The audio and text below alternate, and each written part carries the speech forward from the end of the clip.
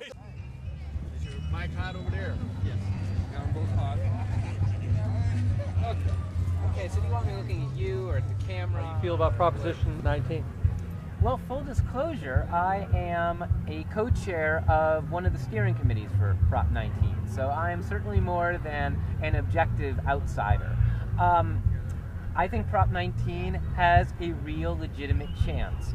I think it is hard to win initiatives in midterm elections, and of course Prop 19 will go to the vote in a midterm election. Prop 19 will go to the vote in a midterm election where there is certain voter sentiment that will, I believe, punish much of the establishment and bring out potentially a more socially conservative voter. That's going to make it difficult for Prop 19. The great thing, though, about marijuana law reform is that it appeals across all party lines and all social dynamics. When you see the coalitions that are supporting Prop 19 now, whether it's the California NAACP or the California City Council of Churches, which represents 1.5 million members in California, or whether we're talking about the SCIU, the largest union in California with 750,000 members, or we're talking about the ACLU, we are talking about divergent political organizations. We could be talking about the Fire Dog Lake, the FDL, which has come out in support of Prop 19. You couldn't get these groups to agree politically on much of anything, but they all believe that it's time to legalize marijuana for adults in California. There have been other successful marijuana law reforms that have passed via state initiative, but we have never seen the sort of broad-based campaign we're seeing with Prop 19. Any campaign that can unite on the same page the SCIU, the largest union in California, representing 750,000 households in California, or the California NAACP, or the California Council of Churches, representing 1.5 million members, or Fire Dog Lake. All of these groups have come out and said, we endorse Proposition 19, and we are going to use our resources to encourage our constituency, our membership base, to also support Proposition 19. That is why we are seeing the support in the polls. That's why we're seeing the lack of organized opposition. And that is why I think, ultimately, whether or not this passes in November, we have built the base to ultimately lead for success in either 2012 or a following election. There has never been the kind of coalition building we're seeing today, and that is going to benefit this issue long after November 2nd. So I am thrilled to be a part of this campaign. I think it's historic, and I think we have the opportunity to change the entire debate, not just in California, but nationally, on November 2nd, if enough people vote yes on Prop 19, and say once and for all that the adult use of marijuana in the privacy of one's own home is legal, lawful behavior. That is going to send ramifications, not just even in this country, but around the world. There are governments across the globe that have said if California legalizes marijuana on November 2nd, we are going to consider legalizing marijuana in our country. That's what's at stake with Prop 19, and I think we have a unique opportunity this year to make it happen. Okay, tell me though about the issues that seem to be causing some division within the cannabis community. Sure. I have not had the opportunity to really look at it myself the way I would like to be able to. All I hear is the rhetoric on one side or on the other side. I hear things like discussions like Prop 19 is going to hurt the medical cannabis movement, which that's an important issue for me. Sure, of course. They say that it's going to turn back time in regard to Prop 215. Right. And I hear things like issues talking about, I believe there's something to the effect about gross space, Yes. 25 square feet, which is a pretty small area. That's Yes. 5 by 5. Right. And the thought of someone using recreationally and growing in a space, that's one thing, but most of the patients I've interviewed consumed between 1/4 and 1/2 ounce per week. That's we're talking roughly 2 ounces, Sure. a month, which is cost prohibitive for most people on a very limited income. right out of the gate.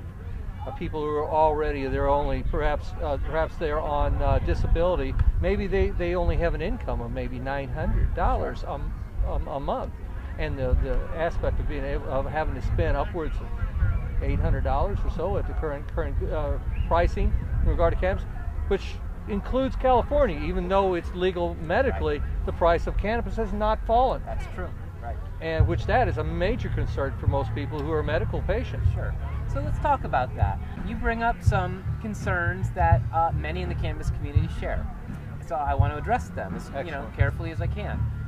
Proposition 19 takes currently illicit behavior and it makes some of those behaviors legal. And it leaves other behaviors that are right now illegal under the law, they remain illegal. The medical use of marijuana in California, the use of marijuana under a doctor's recommendation in California, as you know, is legal behavior. Mm-hmm. Thus, this behavior is unaltered by Prop 19, because Prop 19 is specific to addressing currently illicit behavior. So in that respect, Proposition 19 is impacting non-medical users of marijuana, which under the law right now in California are not allowed to grow a single marijuana plant. That's a felony in California. And if they possess up to an ounce of marijuana, even in the privacy of their own home in California, that is a criminal misdemeanor. It means that they have to make an appearance in court, they will pay a fine, and they will have a criminal record of 2 years unless they go into an alternative divergent treatment program. So that's the state of the law for non-medical users. Medical users, of course, in California have a whole litany of legal protections under Proposition 215 and under Senate Bill 420. Those protections include possession of marijuana and growing marijuana at limits that are much greater, as you pointed out, than the limits that would be set under Prop 19. However, the limits set under Prop 19 would be only for non-medical users. The intent of Prop 19 is not to in any way infringe on the existing legal protections that medical users have right now, because the focus of the law is to take these illicit behaviors that right now affect non-medical patients and allow for some of those behaviors to be legal. What would be legal? If you are an adult over age 21 and you are not a medical user, you would be able to possess up to 1 ounce of marijuana on your person. That would be lawful activity. There would be no intervention from law enforcement. Marijuana would no longer be considered contraband, so law enforcement couldn't seize it. There would be no ticket, there would be no fine. This would be legal behavior. The cultivation of marijuana in one's own private space in a 25-foot square garden would also be legal under the law.